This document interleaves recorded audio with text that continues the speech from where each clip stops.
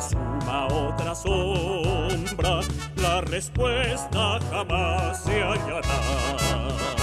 Si la vida no anima la ciencia, si la ciencia en la vida no está, para el pueblo irredento y del pueblo, por el pueblo la revolución, con las aulas abiertas a todos, se construye la nueva nación, se construye la nueva nación.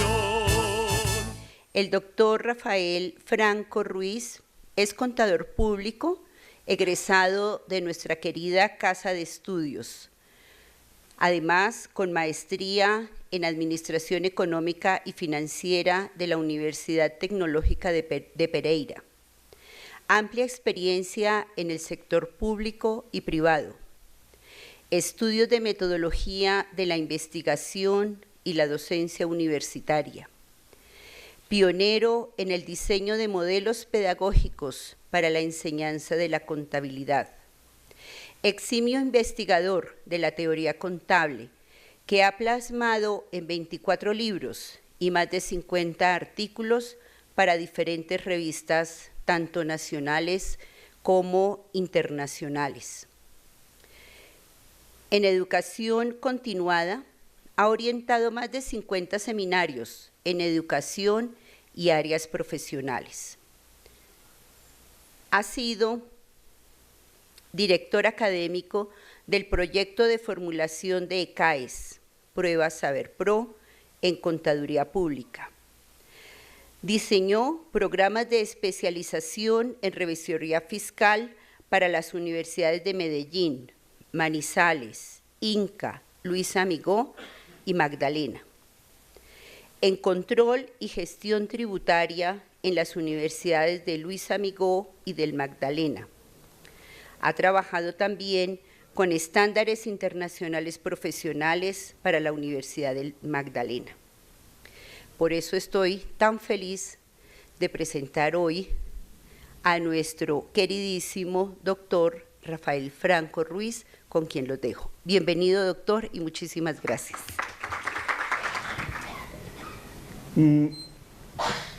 ¿Cómo vamos a abordar esta situación? Yo quiero iniciar con un comentario previo. En Colombia parece que fuéramos unos dilectos herederos de los estilos políticos romanos.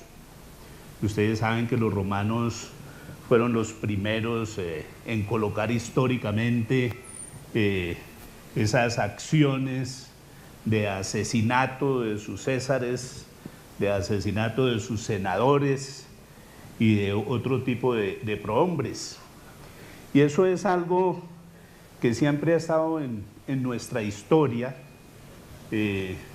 inclusive desde la época colonial, y que desde luego yo no voy a recorrer de una manera total, pero sí necesito introducir el asunto recordando que la información de prensa que nos están mostrando en el día de hoy, donde nos dicen estamos a punto de terminar 50 años de guerra, es una aseveración falsa. Digamos que siendo como muy conservadores, lo que nosotros podríamos llegar a cerrar sería un ciclo de 70 años de guerra. 70 años de guerra que se inician en lo que se conoció como la violencia liberal conservadora en la década de 1940 y que llega a un punto crítico con el asesinato de un ex rector de la Universidad Libre, el doctor Jorge Eliezer Gaitán. Allí se da un fenómeno conocido como el Bogotazo, que es el más conocido, pero al mismo tiempo se da un fenómeno paralelo, que es el surgimiento de movimientos guerrilleros. Nacen los movimientos guerrilleros en dos líneas. De una parte, las guerrillas liberales, que se ubicaron fundamentalmente en los llanos orientales, bajo el comando de Guadalupe Salcedo, de Ernesto de Eduardo Franco Izaza, Franco,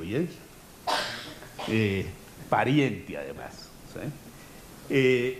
Y los movimientos guerrilleros del Partido Comunista, que se organizan de una manera muy estable en el sur del departamento del Tolima. Estas guerrillas liberales y las guerrillas que se llamaron desde siempre las guerrillas comunistas se unieron, formaron un frente, y en el año de 1949 le dieron origen a todo ese proceso de tragedia nacional con la creación de la columna, que fue su denominación, según consta en una serie de documentos históricos.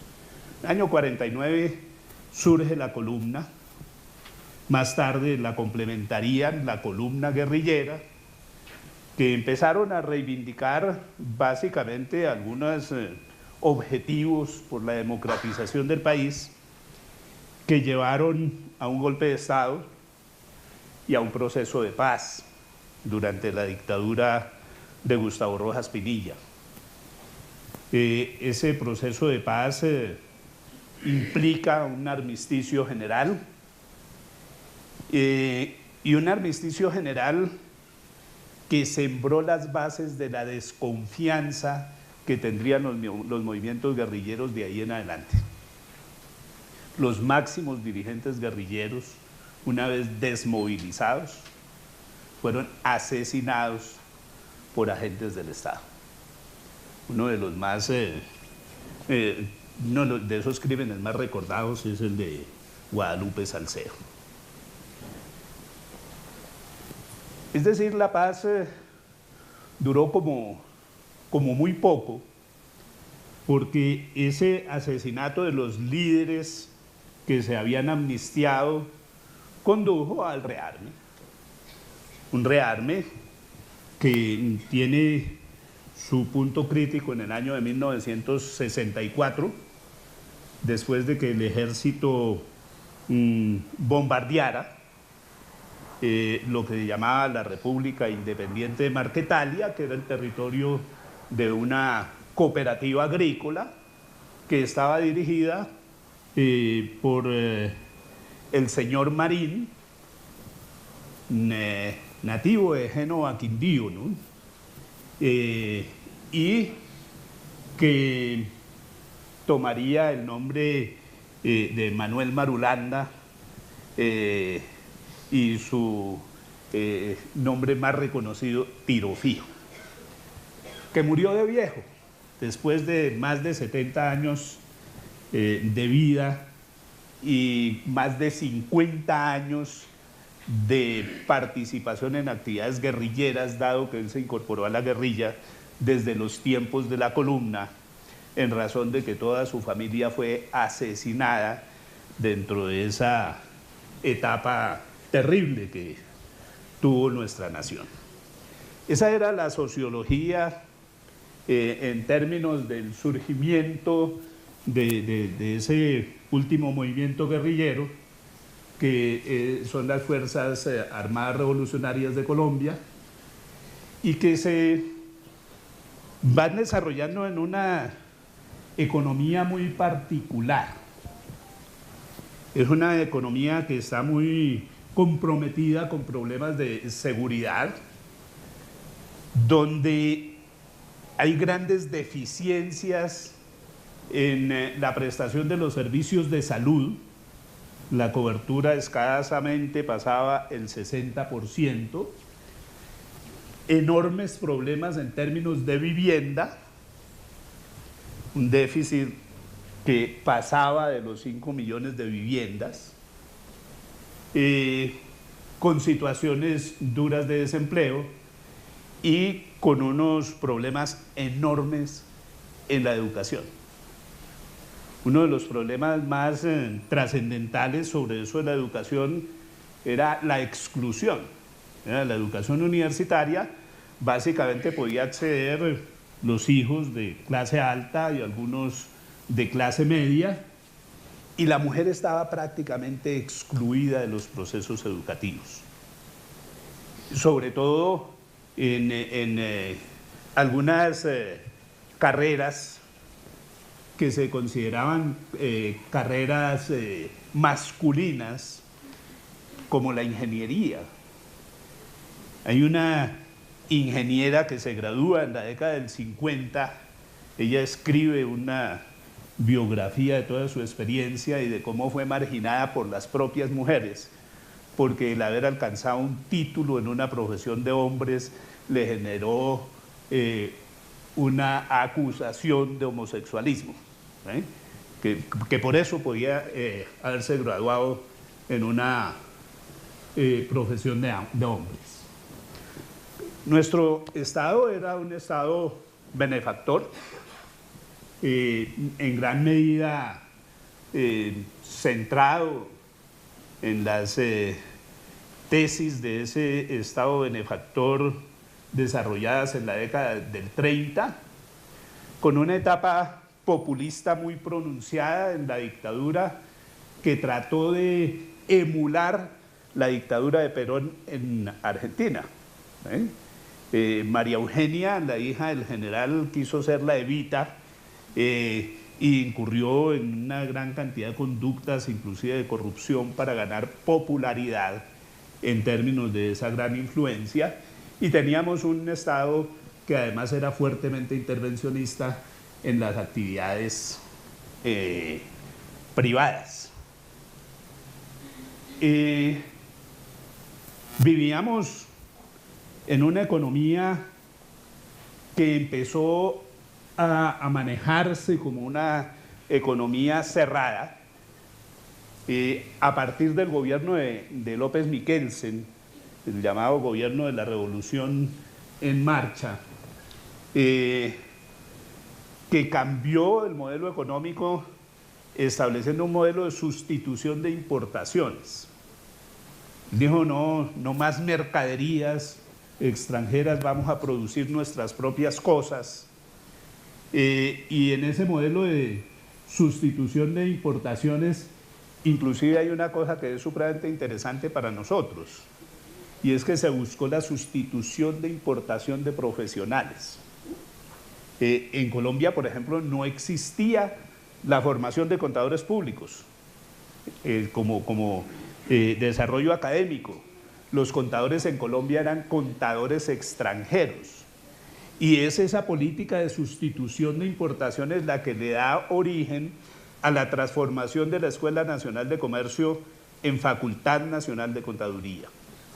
Y desde el punto de vista tributario, la política del país era una política de fuerte improvisación, pero fundamentada en las teorías liberales de la tributación, las teorías de la justicia horizontal y vertical, según la cual el que tiene más, el que gana más, el que consume más, debe pagar más.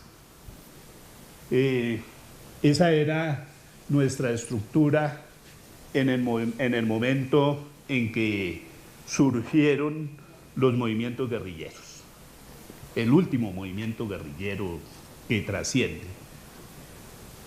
Y empezamos una segunda etapa de la organización política del país, política y económica del país. Esa segunda etapa inicia lo que uno podría llamar hoy el proceso de neoliberalización.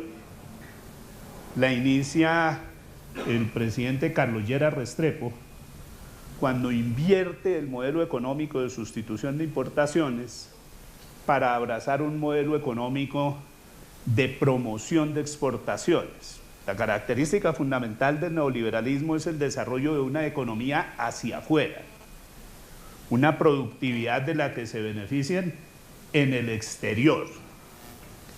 Desde el punto de vista político se había establecido el bipartidismo, que es claro que constituye un sistema de exclusión, porque únicamente podían acceder a los cargos del gobierno los integrantes del Partido Liberal y del Partido Conservador.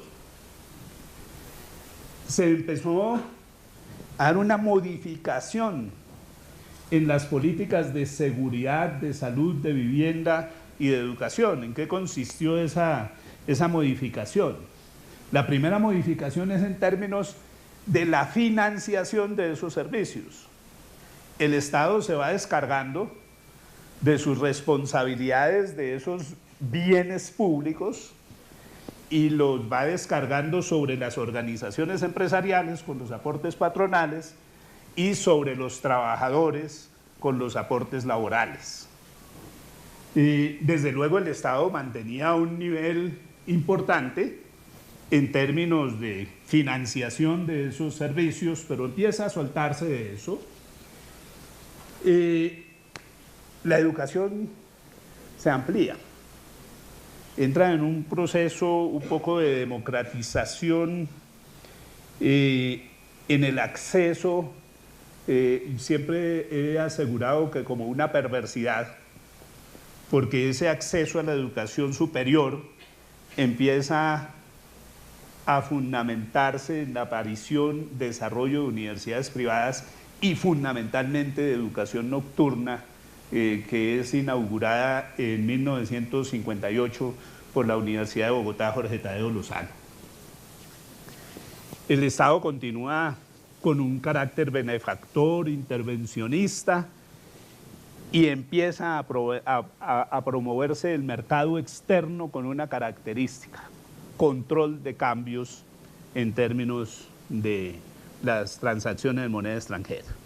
Se estableció la política de la banda de cambios, donde las fluctuaciones de las cotizaciones del dólar no podían salir de una banda establecida ni hacia abajo ni hacia arriba. Y uno tiene que decir también, empezó una degeneración liberal en el sentido de que los liberales dejaron de ser liberales, y son lo que son ahora, ¿no? Conservadores, si acaso progresistas. Y en ese sector se fue desarrollando mucho más el movimiento guerrillero. Luego hay una tercera etapa, algunos la llaman internacionalización, donde nos metimos en toda la lógica del neoliberalismo. Los gobiernos de Virgilio Barco, de César Gaviria, que tuvieron una serie de desarrollos terriblemente trágicos para la vida nacional, sobre todo en el campo político. La lucha guerrillera fue ascendiendo a niveles de terrorismo, pero el terrorismo se generalizó, porque aparecieron dos nuevas fuentes de terrorismo. Una primera fuente de terrorismo la constituye el terrorismo de Estado, y una segunda fuente la constituye, patrocinado por el Estado, la aparición de todo ese movimiento que hemos conocido como la acción paramilitar, donde empezaron a ser asesinados todos los líderes sociales, sindicalistas, defensores de derechos humanos, activistas ambientales. Toda esta gente empezó a ser asesinada y se da un segundo proceso de negociación. En ese segundo proceso de negociación finalmente no se llega a un acuerdo, pero se avanzó muchísimo. Y como para que nos siga doliendo, ese proceso de negociación se realizó en Venezuela. Caraballeda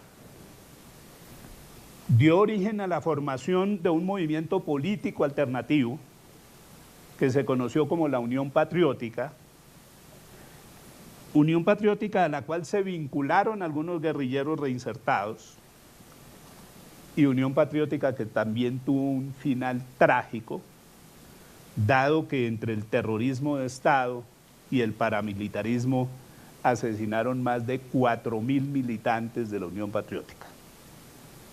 Yo quiero recordar esas cosas, porque es que nosotros tenemos que entender, la gente dice, estamos mamados de negociaciones, porque ya llevamos 3 años, y es que no se pueden llegar a acuerdos.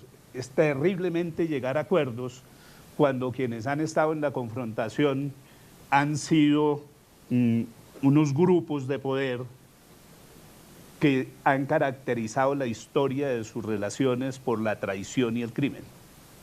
Es terriblemente difícil, porque desde luego los movimientos guerrilleros tienen temor, porque se pueden reinsertar, pero la historia se puede repetir como ya se ha repetido por lo menos en 2 oportunidades. En este desarrollo internacionalizado de la economía se inicia un proceso de privatización del gasto social. El gobierno se desentiende, por ejemplo, de sus obligaciones de construcción de infraestructura, carreteras, telecomunicaciones, y se las entrega al sector privado, para que el sector privado desarrolle esas obras mediante concesiones. Haga usted la carretera y explótela 100 años, cobre por el uso de la carretera 100 años. Es una privatización del gasto social. Se empieza a privatizar la salud. Aparecen en los comienzos de los 90 las famosas empresas promotoras de salud, que no son efectivamente empresas de salud, sino que son instituciones financieras que intermedian los recursos de la salud, pero que son los que se quedan con la plata, porque la salud no le llega a la gente, todos nosotros lo sabemos, ¿no? Eso es tremendamente difícil, acceder a esos servicios de salud. Se privatizan las prestaciones sociales de los trabajadores. Se le entrega al sector financiero la administración de las cesantías y la administración de las pensiones de jubilación, y esos recursos de los trabajadores, pensiones y cesantías, entran al casino de la bolsa. Porque las administradoras manejan eso a través de procesos de inversión que no son procesos sanos de inversión. Ellos mantienen un carrusel permanente a través del cual juegan con una administradora de inversiones y una entidad privada de inversiones, jugando con el crecimiento de las acciones que cuando llegan a su techo son vendidas a las administradoras de inversiones. El fondo de inversiones privadas se quedó con todo el dinero de esa especulación, y cuando llega a las administradoras de inversiones los precios de esas acciones caen y los que perdemos son los trabajadores. ¿Se han dado cuenta ustedes que en los últimos 10 años el índice de crecimiento de la bolsa de valores es del 450%, pero el índice de valorización de las pensiones apenas llega al 12%? Miren, juegan con nuestros recursos dentro de esta nueva lógica. Se organiza una gran acción de lucha contra el terrorismo y el narcotráfico, financiada fundamentalmente por Estados Unidos, a través de lo que llamó el Plan Colombia y ese tipo de elementos que nunca han tenido efectividad. Es decir, a nosotros nos dicen, no, eso ha sido tremendamente efectiva esa lucha contra el terrorismo, sobre todo en la etapa de la sociedad global a la cual vamos a entregar enseguida, pero cuando uno hace las cuentas, en efectivo no se hizo nada. Toda la economía se orienta hacia afuera, producción para la exportación. Se promueve la inversión extranjera que viene exclusivamente a comprar empresas ya establecidas y a desarrollar explotaciones de recursos primarios, fundamentalmente minería, hidrocarburos y por unos medios relacionados con la comercialización, la producción agrícola, especialmente la producción de palma y la producción de café.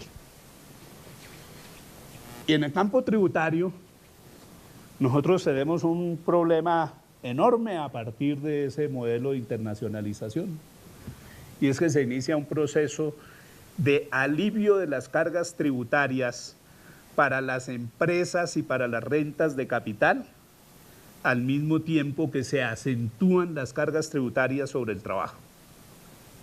El impuesto sobre las ventas, que es un impuesto al consumo, se transforma en el ingreso fundamental del Estado, al mismo tiempo que el impuesto sobre la renta se disminuye para las empresas y las rentas de capital en la práctica están excluidas de la tributación, bajo la disculpa que es que si la gente que tiene el dinero no se le cobra impuestos, entonces más generosamente va a invertir y entonces el país tendrá más empleo. Es decir, la política tributaria se volvió una política tributaria según la cual la población trabajadora le tiene que pagar a los rentistas de capital para que ganen plata. Un modelo bastante perverso, ¿no? Tenemos que pagarle para que ellos ganen plata en la actividad económica. Entramos luego en la sociedad global. La característica esencial de la sociedad global es la pérdida de soberanía del Estado. En la sociedad global, de alguna manera, toma el control de la vida el sector empresarial. Son las empresas las que mandan. En la sociedad global desaparece la política. La política es sustituida por la gerencia. Desaparece el gobierno y el gobierno es sustituido por la ejecución de decisiones tomadas por fuera de los intereses nacionales, a través de organizaciones que constituyen una nueva forma de geopolítica que se llama la corporatocracia. La corporatocracia no es otra cosa que el control de la regulación, que el control de las actividades sociales por parte del sector privado, por parte de las organizaciones empresariales. Ustedes lo viven diariamente, ¿no? Hay un debate en el Congreso, ahorita va a empezar uno, sobre política tributaria. ¿Quién la define? ¿El gobierno o los gremios económicos? Y nosotros sabemos que son los gremios económicos los que van, ahora hablaremos un poco de esta política tributaria actual, son los gremios económicos los que determinan el sentido de las reformas tributarias. Hay una privatización no solamente del gasto social, sino de la economía pública. Se privatizan las empresas industriales y comerciales del Estado. Se le entrega al sector privado la prestación de servicios fundamentales como los servicios públicos. El Estado avanza hacia eso que los economistas llaman el Estado mínimo, que en nuestro país definitivamente no ha sido muy mínimo, porque nuestro Estado sigue siendo enormemente gigantesco como consecuencia del gasto militar. El gasto militar pesa más que el gasto en salud, pesa más que el gasto en educación, pesa más que el gasto de salud y el gasto de educación juntos. Y se establece una de las prácticas políticas más perversas para controlar a la ciudadanía: el asistencialismo. El asistencialismo es un método de silenciar las inconformidades mediante la caridad. Mediante la caridad. Lo han desarrollado de diferentes maneras.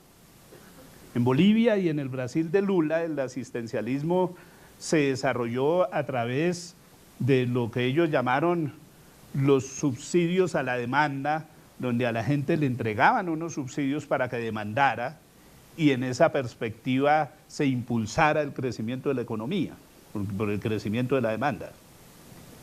Aquí nosotros sabemos cuáles son los métodos de ese asistencialismo: Familias en Acción. Y también sabemos cuál es el costo de ese asistencialismo. Usted tiene derecho a esos subsidios en la medida en que usted y su familia estén comprometidos electoralmente con A o B agente político. El asistencialismo es un método de secuestro de la democracia y que genera gran admiración, que genera gratitudes. Entonces lo pueden llamar Familias en Acción o Estudiante Pilo, formas de asistencialismo que además generan otras cosas, ¿no? Que son las redistribuciones de esos recursos públicos. Por ejemplo, en el Estudiante Pilo hay un gran fortalecimiento de la educación privada. El Estado, cuando llega un estudiante Pilo a la Universidad Nacional, le paga a la Universidad Nacional 3.200.000 pesos por semestre. Pero cuando el estudiante Pilo llega a la Universidad de los Andes, le paga 34 millones de pesos por semestre. De tal manera que esa política asistencialista, lo que pasa es que no le hemos visto su real rostro como sistema de enriquecimiento de sectores privados, ¿sí? Que es donde se está canalizando absolutamente todo. Entra en funcionalidad una reforma estructural de la sociología y de la política, que es el reconocimiento de ciudadanía corporativa. Antes los ciudadanos éramos las personas naturales, éramos los ciudadanos los que desarrollábamos el contrato social con el Estado. Ahora se le ha dado ciudadanía a las organizaciones empresariales. Y son las organizaciones empresariales las que desarrollan el contrato social con el Estado. Los ciudadanos, personas naturales, a partir de ese proceso, de la emergencia de la ciudadanía corporativa, ampliamos el mundo de los excluidos. Y me parece que cuando uno ve ese progreso en términos de lo político, de lo social, de la estructura estatal, de la funcionalidad económica y de la política tributaria, uno tiene que hacerse una profunda reflexión frente a las negociaciones de paz. ¿Por qué surgieron los movimientos guerrilleros? Porque hay desigualdad. Es la desigualdad la que ha generado los movimientos guerrilleros. Y en este momento estamos hablando de un proceso de paz. ¿Y cuál es la situación? La desigualdad se ha incrementado. La desigualdad es hoy mayor que hace 65, 66 años, cuando el surgimiento de los movimientos guerrilleros.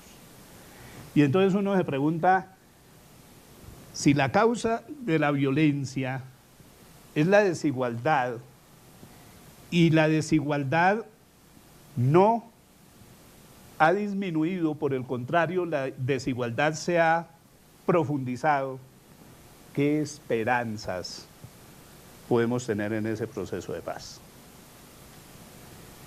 Los actores de la violencia han entendido una cosa: el proceso de violencia no va a generar jamás vencedores ni vencidos.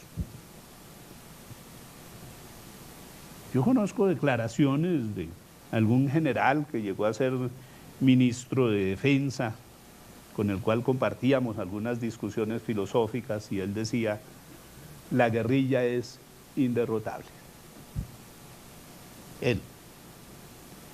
Y hay una convicción sobre que la guerrilla es inderrotable, porque es que es una acción tremendamente movilizada, tremendamente camuflada dentro de organizaciones sociales, dentro de las propias vidas cotidianas en los campos, y ellos tienen sus formas de inmunizarse frente a los enfrentamientos de carácter militar. Pero la guerrilla también ha reconocido que no podrá tomar el poder por la vía armada. Ellos ya lo saben.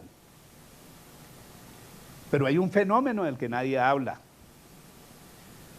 y es que este proceso de violencia estaba alimentado por los fabricantes de armas y financiado por el presupuesto estadounidense. Pero en nuestra confrontación solamente se utilizan lo que militarmente llaman armas cortas.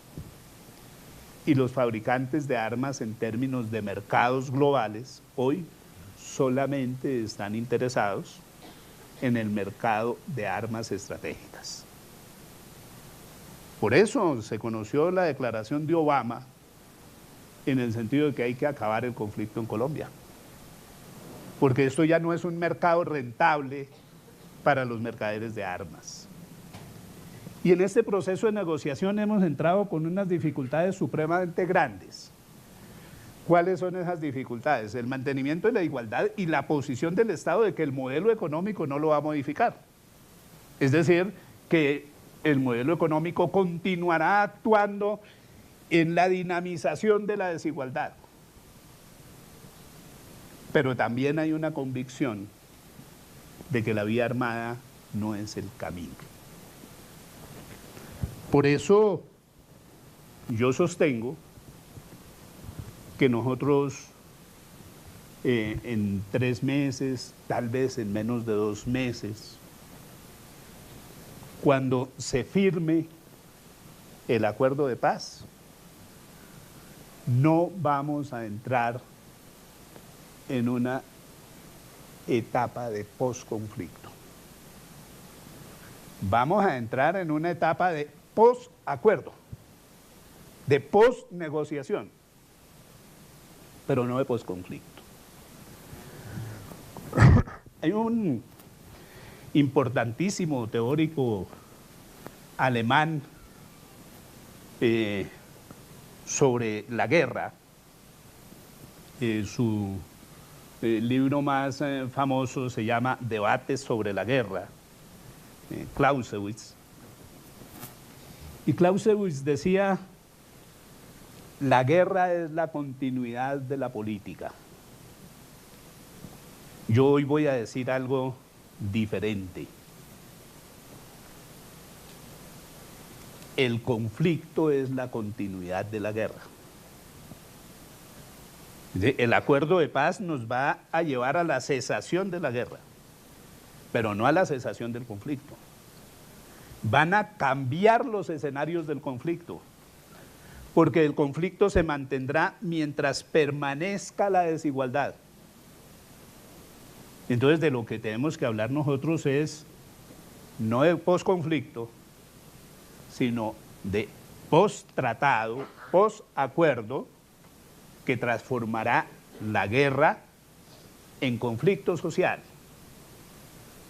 que se aspira a que sea un conflicto civilizado, un conflicto donde sean las acciones de la sociedad a través de medios que se encuentren en el marco de la ley, lo que va a empezar a generar transformaciones. Esas transformaciones tienen que conducirnos a una sociedad postconflictual. Y yo voy a atreverme a dar algunos elementos de lo que puede ser esa sociedad postconflictual o de lo que requiere ser esa sociedad postconflictual. Simultáneamente voy a ir comparando algunas políticas en desarrollo frente a la necesidad de esa sociedad postconflictual, que si se quiere es una utopía, pero la utopía es la que ha movido la historia. Sin utopías no hay transformaciones. En primer lugar, necesitamos establecer una democracia social. Una democracia social tiene un primer prerequisito que va a ser terriblemente difícil de alcanzar, que es eliminar la política como práctica del marketing. Hoy la política es una práctica del marketing. Hoy los candidatos triunfadores son los candidatos más hábiles en el manejo de la publicidad y de la propaganda, que es un similar, pero no igual. Aquí a los candidatos nos los venden como nos venden crema dental, como nos venden jabones de baño, a través de unas campañas intensas fundamentadas en medios de comunicación, publicidad subliminal y sobre todo la magnimización del miedo.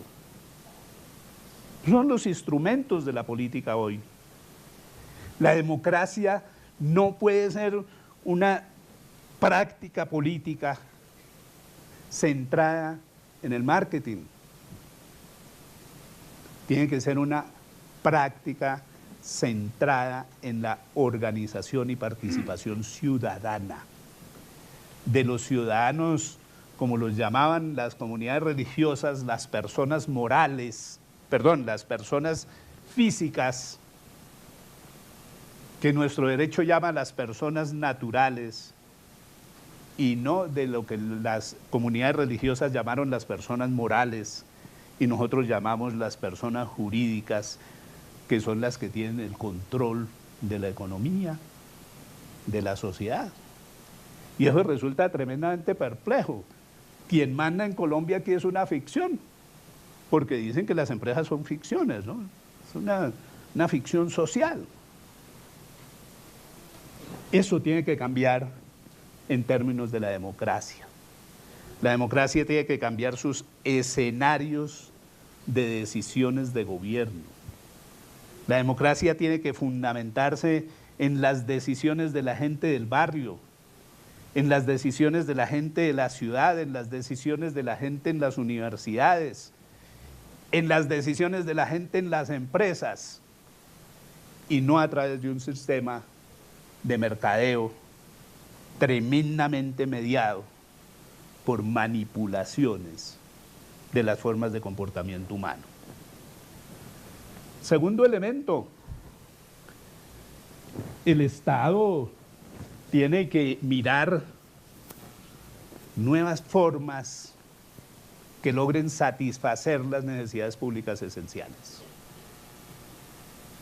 Esas formas de satisfacción de las necesidades públicas esenciales no pueden seguir manejándose en términos de los procesos de privatización, en términos del crecimiento del capital, sino en términos del interés de la sociedad. Eso implica que nosotros debemos recuperar la prestación de servicios públicos domiciliarios como servicio y no como mercancía, la educación como derecho y no como mercancía,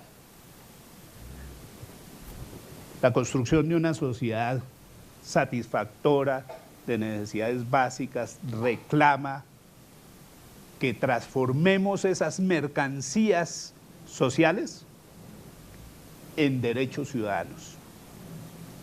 Y claro, uno mira la Constitución y están constituidos como derechos, pero los mercados están organizados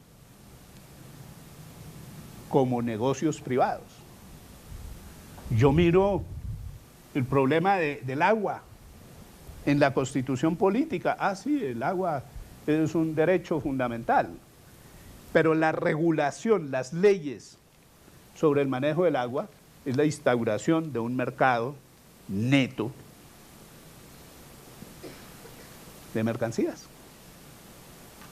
Y eso tiene que modificarse. Necesitamos avanzar a un Estado social de derecho. Y claro, a mí me pueden decir, pero estamos en un Estado social de derecho desde la Constitución de 1991. Y yo digo, con la sorna que me lo enseñó mi maestro Estanislao Zuleta, a quien deberíamos en esta universidad hacerle un reconocimiento en este año, y no hemos hablado de él, el más grande filósofo que ha habido en Colombia. Él me decía, es que eso fue un error de digitación. Este es un Estado social de derecha. Y este es un Estado social de derecha. Aquí no se respetan los derechos fundamentales de la gente. Aquí no se reconocen las libertades públicas. Aquí no se desarrolla el interés de la sociedad como el motor de las actividades del Estado. Tenemos que avanzar en una verdadera construcción de un Estado social de derecho. Y un Estado social de derecho es el que consagra libertades públicas, el que elimina la exclusión, que en nuestro caso cada día se va desprofundizando. Tenemos que hacer una reforma de la economía para desarrollar una economía austera. ¿Y qué es eso de una economía austera? Una economía donde nosotros nos preocupemos por la producción de lo que necesitamos para vivir, no de lo que necesitamos para lucir. Hay pequeñas cosas que a uno le pueden parecer ridículas en ese camino de evitar que la ostentación controle procesos sociales en lugar de la austeridad. Muchos de ustedes lo han hecho ya, otros están cerca de hacerlo. Obtener un título en la Universidad Libre, un título profesional. Y lo habrán visto a la ceremonia de graduación. Qué pena, no me vengan a hacer un desfile de modas. Aquí es toga y birrete y se lo presta a la universidad para eliminar la ostentación. Y esa idea que parece tan elemental es una idea que tenemos que generalizar en la acción general de la economía.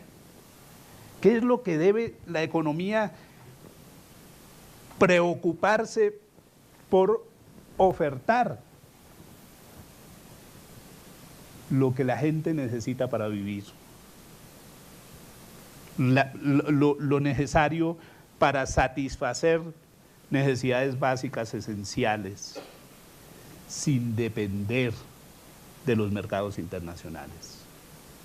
Es que nosotros perdimos la soberanía alimentaria.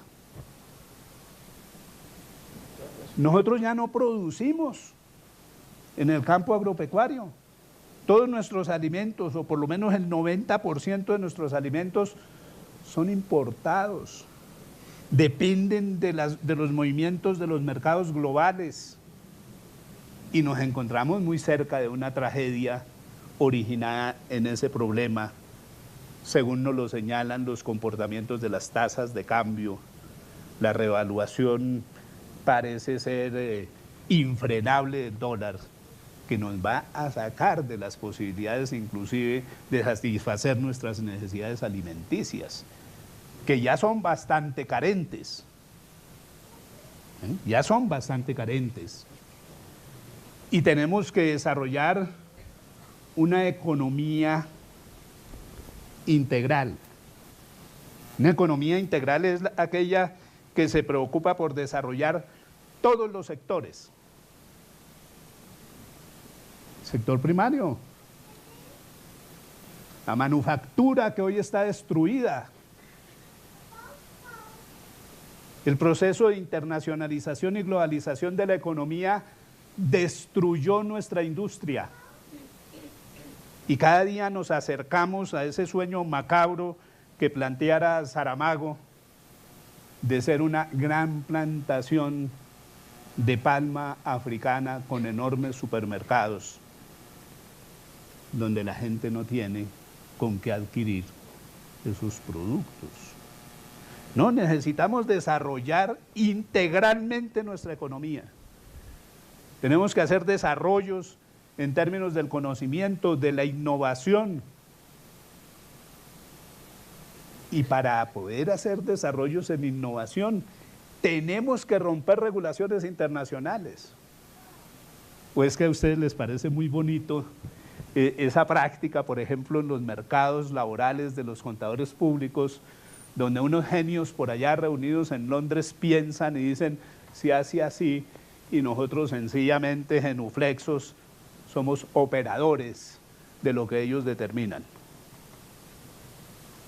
¿Cuál es nuestra oportunidad de avanzar en el desarrollo económico si estamos sometidos a unas reglas de comportamiento que nos colocan como ciudadanos de segunda en el mundo, que solamente tenemos el derecho de operar lo que otros hacen? Esas son cosas que tenemos que romper, pero al mismo tiempo la economía sí tiene que ser integradora. ¿Integradora de qué? De la sociedad. Una economía integradora es un proceso de regresión de los procesos de exclusión que se han generado durante los últimos años. Es hacer que todos los ciudadanos sean ciudadanos, que todos los ciudadanos tengan derechos, libertades y capacidad de satisfacer sus necesidades básicas esenciales. Yo no estoy diciendo que construyamos una sociedad de ricos, una nación de propietarios, como decía Uribe, mientras le quitaba a la gente la salud, la educación y vendía las empresas del Estado.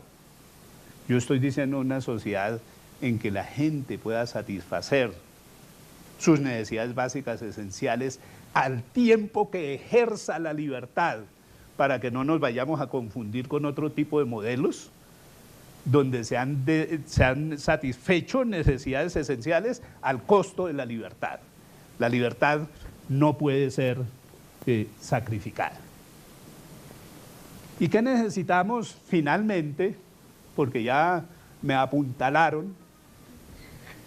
¿Qué necesitamos finalmente en términos de lo tributario? tenemos un modelo tributario perverso. Rentas de capital con unas enormes tasas de contribución. Perdón, rentas de trabajo con unas enormes tasas de contribución.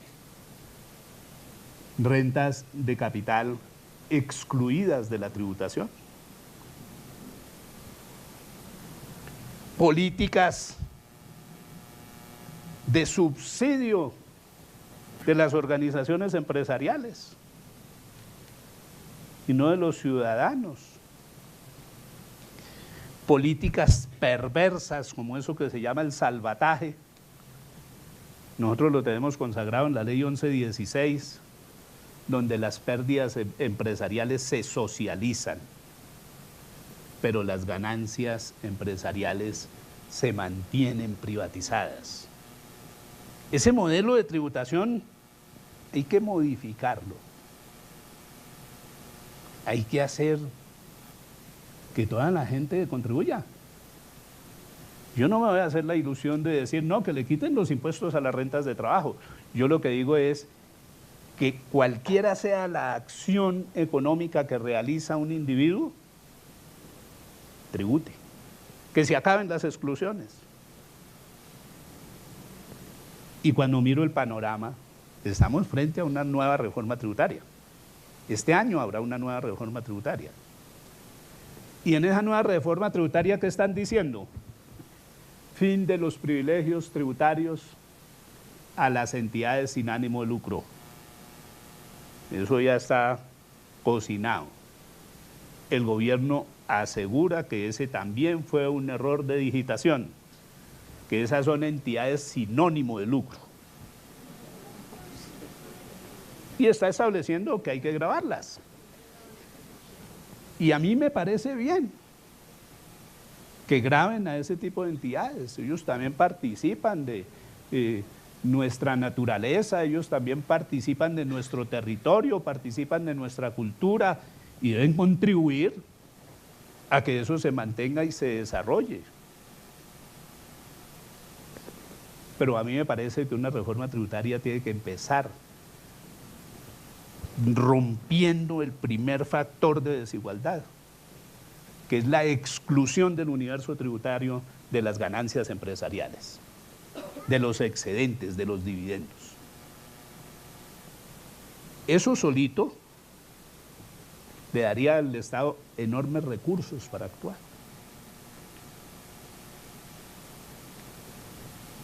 Lo que pierde el Estado por la exclusión de dividendos y participaciones de la masa tributaria es equivalente a lo que recauda por recursos tributarios.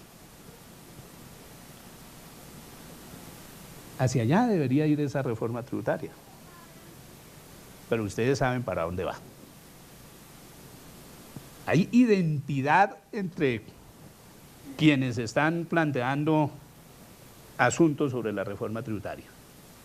La Comisión de Sabios, que es una comisión de empresarios que constituyó el Estado para aconsejar la reforma estructural, la Asamblea de la Asociación Nacional de Industriales, la Asamblea de la Federación Nacional de Comerciantes, la Asamblea de la Organización Agraria, de la Sociedad de Agricultores de Colombia, todos han dicho al unísono cuál debe ser la orientación de la reforma tributaria. Y es muy sencilla. Más IVA. Incremento de por lo menos 2 puntos en la tarifa del IVA. Y eso es llevar la economía por un camino de recesión, porque la gente va a tener menor capacidad de consumo. Es la decisión más perversa. Quitémosle la platica con la que comen el 32% de pobres que hay en la sociedad colombiana. Y que dedican todo al consumo. Por eso es un impuesto regresivo. Los que tienen más plata sí sacan de esa masa tributaria un gran componente de sus ingresos, porque como no los consumen. Pero nosotros, los pobresores, trabajadores y demás, consagramos todo al consumo, ¿eh? Todo lo consagramos al consumo. Primer pata de la reforma tributaria, incremento al impuesto al valor agregado. Segunda pata de la reforma tributaria, eliminación de los beneficios tributarios, pero va a ser una eliminación parcial, de los beneficios tributarios a las entidades sin ánimo de lucro. Y esa va a ser la segunda. Y uno se pregunta, oiga, ¿y no sería como más efectivo incrementar el gravamen a las transacciones financieras? Porque todas estas organizaciones han concluido que el gravamen a las transacciones financieras es un gravamen antitécnico que frena el desarrollo económico. Por una razón muy sencilla, el gravamen a las transacciones financieras es el único mecanismo de gravamen al capital altamente efectivo. Es el único, porque es que ellos con ese gravamen a las transacciones financieras no pueden hacer lo que hacen las empresas transnacionales en sus estrategias de evasión tributaria. Transacciones entre vinculados económicos, donde importan sobrefacturado, exportan subfacturado, y sus declaraciones tributarias aquí le dan ganas a uno de hacerles una colaboración, porque pobrecitos están perdiendo su capital aquí solamente para darnos trabajo. Cuando la realidad es que sus enormes ganancias se concentran en casas matrices de paraísos fiscales, casas matrices que muchas veces no son más que un buzón de correo. Ni siquiera existen en términos efectivos. Es decir, hablamos de un proceso de paz. Necesitamos una sociedad distinta, pero nuestras reformas siguen orientándose a profundizar la desigualdad, a incrementar la exclusión. Claro que el proceso de paz lo necesitamos. Lo necesitamos con urgencia, pero el proceso de paz implica un cambio de mecanismo para el desarrollo del conflicto, para que en ese desarrollo del conflicto, por vías civilizadas, consigamos una transformación social que verdaderamente nos conduzca a una sociedad posconflictual. Muchas gracias. Doctor Franco, qué gran reflexión, todo este sentido histórico, además que creo que nos deja un compromiso muy grande frente a esa función tributaria, contable, económica que tenemos que realizar en nuestro país.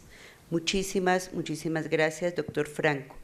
Tenemos 5 minuticos para preguntas, 2, 3 preguntas, en lo posible que sean muy puntuales. Doctor Pantoja. Maestro, mi pregunta es muy puntual. Debemos entender, de acuerdo a su exposición, que no se va a producir en Colombia una reforma estructural tributaria, sino más bien una reforma regresiva, porque vamos a volver a la doble tributación y vamos a volver necesariamente, de acuerdo a lo que usted nos ha expuesto, simplemente a un ajuste de tarifas. Sí. A mí me llama mucho la atención esa expresión doble tributación. Me llama muchísimo la atención. Aquí llaman doble tributación a que las ganancias sean gravadas en la empresa y en los dueños de la empresa. Pero luego no son dos personas distintas. Eso no es lo que ha consagrado el derecho, que se trata de dos personas distintas, que ahí hay una mezcla de personas morales y personas físicas, que son distintas y como distintos deben ser sujetos de tributación. Y eso es lo que no se va a hacer. Es decir, lo que debería eliminarse es ese beneficio que llaman disque doble tributación. Eso no es doble tributación, ese beneficio de los inversionistas debe ser eliminado y en casi todos los países del mundo ha sido eliminado. Porque es que nosotros tenemos un problema en nuestra organización social. Y el gran problema de nuestra organización social es que nuestra organización social se caracteriza por la hegemonía de las familias que controlan la economía y en consecuencia el Estado, y carecemos de sociedad. Esa es una paradoja de nuestra organización. Somos una organización de familias, no somos una organización social. Y ese es un elemento que tenemos que corregir. Tenemos que construir sociedad. Y en términos de la construcción de esa sociedad, como diría Antanas Mockus, el requerimiento es todos ponen. En los 50, a los militares les dieron las armas y les negaron el derecho a votar. A la iglesia le dieron la educación y le negaron el derecho a seguir en la política. Los otros se distribuyeron entre liberales y conservadores, tomaron el poder y siguieron con la política. Y al campesino que perdió la tierra, le dieron el derecho a seguir viviendo con la condición de que fuera el empleado de la finca. Con el doctor Pastrana estuvimos en un escenario de más vale pájaro en mano que ciento volando. Coja en medio país que nosotros miramos a ver qué hacemos con el otro medio y terminamos mal. Con el caso de la UP, uno que vivió eso en algunos pueblos del país, yo viví esa violencia en el Huila, uno no se explicaba cómo con armas se podía hacer política. Y creo que eso fue lo que generó que en Antioquia unos ciudadanos que después fueron hasta presidentes de la República se armaran para defenderse. La pregunta es, ¿será posible que en este momento, si no hay una limpieza de corazón y de conciencia, de los unos entregar armas y los otros comprometerse para que este país salga adelante? ¿Podemos hacer tratado de paz o vamos a tener que dividir otra vez el país en periodos de 4, 6 u 8 años?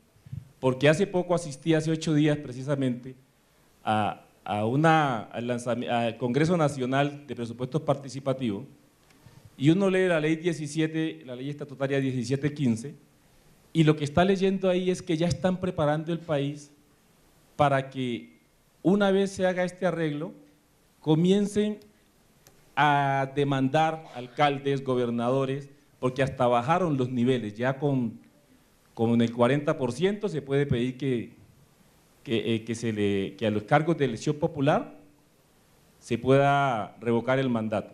Y de ese 40%, con que vote la mitad más uno, sería suficiente. Es decir, un pueblo donde votaron 100.000, 40% se pone de acuerdo, 40.000 para que le quiten, para revocar el mandato, y de esos 40.000, 20.000 son suficientes para que el alcalde se vaya o el gobernador se vaya. Me parece que el país se está preparando para un periodo más trágico tal vez que el que estamos viviendo en este momento. Usted, desde lo que ha analizado, desde los presupuestos, desde todo esto, ¿cree posible que sin ese cambio de conciencia se maneja un país en paz? Hay quienes dicen que ya lo tienen listo. El problema es cuáles van a ser las consecuencias de ese tratado de paz, cómo vamos a entrar en esa nueva sociedad del conflicto. Porque para mí eso sí es bien claro, salimos de la guerra para entrar al conflicto, pero un conflicto dirigido por medios civiles, por la lucha política, por la lucha, llamémosla, decente. Y frente a eso, pues hay multitud de propuestas, ¿no? Hay unas muy perversas, por ejemplo, la de Paloma: tirémosle un muro al Cauca para que quede en medio de los indios y medio de los nobles, de los hidalgos caballeros, ¿eh? Y entonces así, separados físicamente, eliminamos el conflicto social. Eso es una idea tremendamente perversa, ¿no? Eso era la idea de la cortina de hierro, o la idea de la gran muralla entre Estados Unidos y México, que la están impulsando, ¿eh? Eso no soluciona conflictos. Lo que soluciona conflictos es la participación política. Qué bueno que nosotros fuéramos capaces de revocar mandatos para que la política entendiera que detrás de la ciudadanía hay una capacidad de reclamo por la satisfacción de sus intereses, y que no suceda lo que sucede hoy, que cada alcalde llega con su canasta de promesas y cuando llega a la alcaldía, la canasta la llena es de frutos de corrupción y la sociedad sigue en lo mismo y aún peor. Claro que debe haber unas reformas políticas que generen esas mayores posibilidades de acción ciudadana, y van a darse, porque paradójicamente aquí a nadie le ha revocado el mandato, ¿no? Las únicas reformas, las únicas revocatorias que tuvieron posibilidad de realizarse fueron contra los que no venían de los partidos tradicionales. Caso de Petro en Bogotá y el caso del alcalde de Santa Marta. Pero ni siquiera así lo lograron. Eso quiere decir que las proporciones de participación que nosotros tenemos hoy para realizar esos procesos revocatorios, cuando los mandatarios actúan en contravía de los intereses de la ciudadanía y en contravía de lo que ofrecieron en sus programas de gobierno, están hechos como un canto a la bandera. Hay que flexibilizarlos para que se puedan practicar, y flexibilizarlos es hacerlos posibles. Entonces, nosotros, ¿cómo podemos hablar de crecimiento económico cuando tenemos una economía autárquica en la cual solamente nos basamos en el autosostenimiento? Otra cosa que tengo muy presente es en el hecho de que, espérame un segundo, de lo que plantea Adam Smith en su libro Las riquezas de las naciones. Si a mí me sale más barato comprar un bien o un servicio en otra parte del país, en otros países, perdón, y si me sale más costoso hacerlo en mi país, entonces a mí me sale más barato comprarlo en otro lado. ¿Por qué lo tengo que producir yo si me va a salir mucho más caro? Entonces, si esa es la reflexión, ¿por qué tendríamos nosotros que eliminar las exportaciones para que surja un crecimiento económico como usted lo está planteando? Muchas gracias. Yo ante todo quiero hacer una aclaración. Yo nunca he hablado de eliminar las exportaciones. Jamás he hablado de eliminar las exportaciones. He dicho que una economía, una nueva economía, tiene que preocuparse por desarrollar los sistemas de producción y de mercadeo para satisfacer las necesidades básicas esenciales de la producción. Es decir, eso de alguna manera lo que está diciendo es, no es que vamos a cerrar el mercado a las exportaciones, vamos a racionalizar las importaciones para que no importemos lo que podemos producir. Porque claro, hay una lógica supremamente interesante, ¿no?, de Ricardo, que Ricardo llega y dice, no, pues cómprele a este que produce más barato.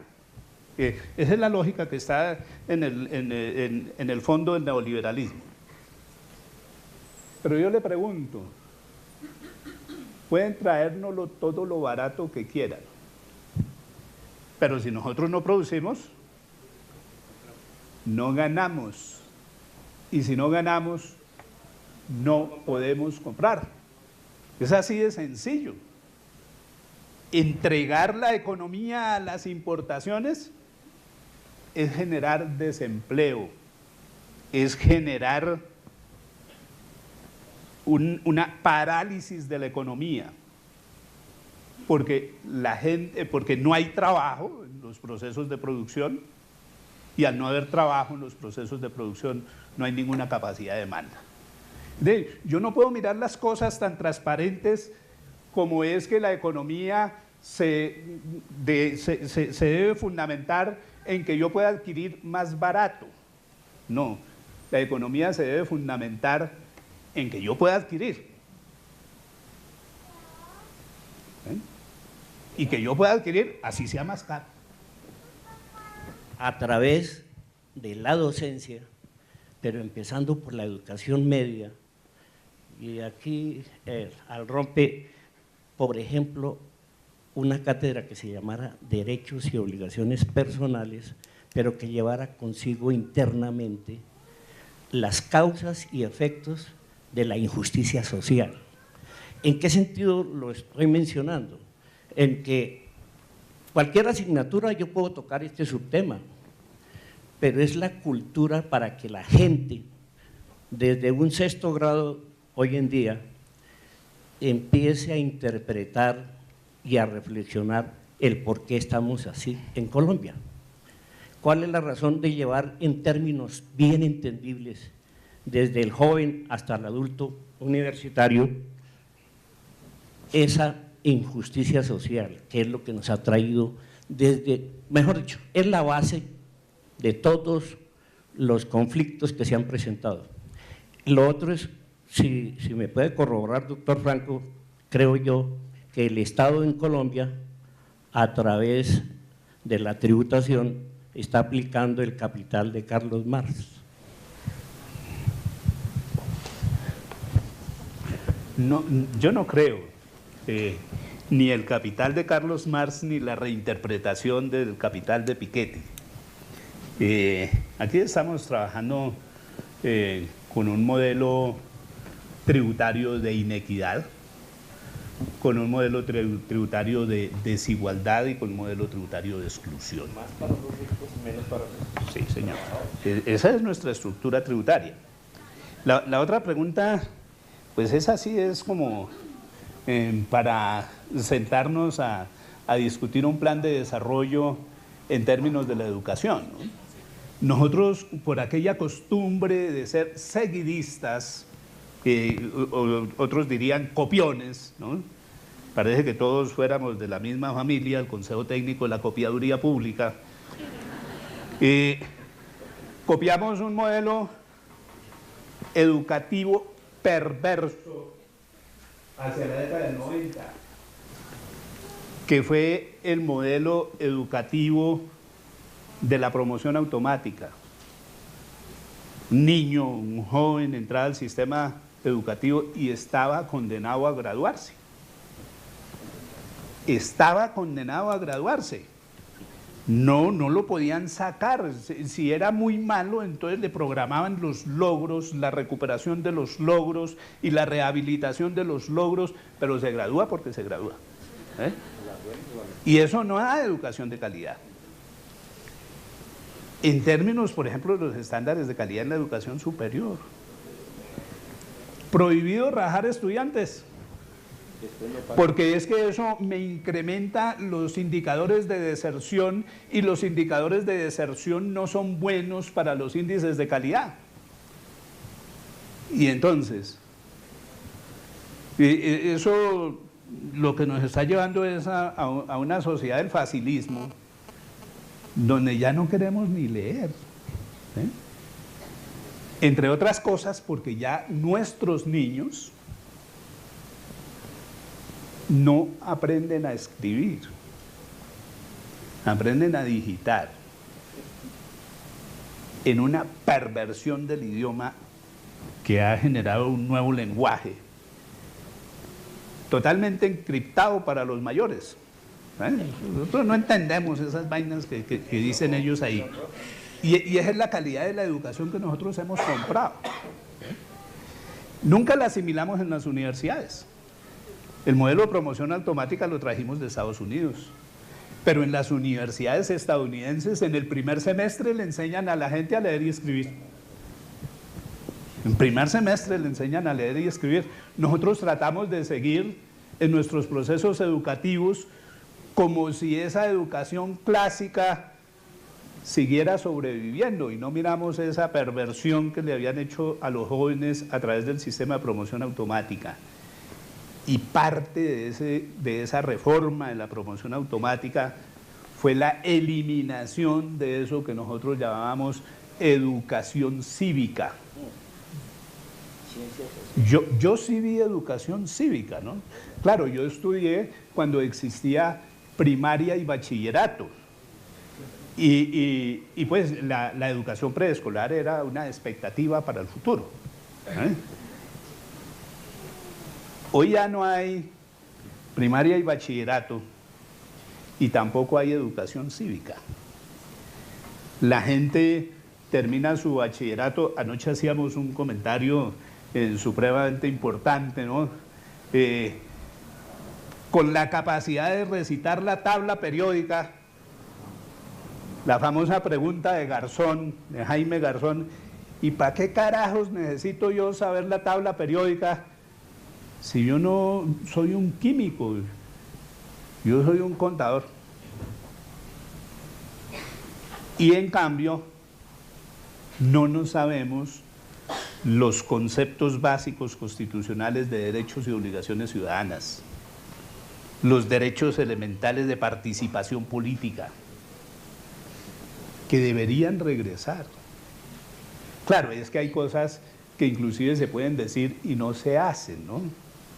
Yo creo que va a ser más fácil que en Colombia tenga éxito la propuesta del Centro Demoníaco de establecer como cátedra obligatoria del uribismo a que nosotros regresemos a estudiar educación cívica. Pero si se estableciera la obligación de estudiar educación física, nos queda una deuda. ¿La van a enseñar? Ustedes saben que, por ejemplo, hay una norma que establece que en todo proceso de formación de educación a nivel superior se debe enseñar ética. En la carrera profesional, en las especializaciones, en las maestrías, en los doctorados, obligatorio el estudio de la ética. Me he puesto a estudiar los planes de estudio de un poco de universidades sobre esa asignatura y nada de nada. Nada de nada.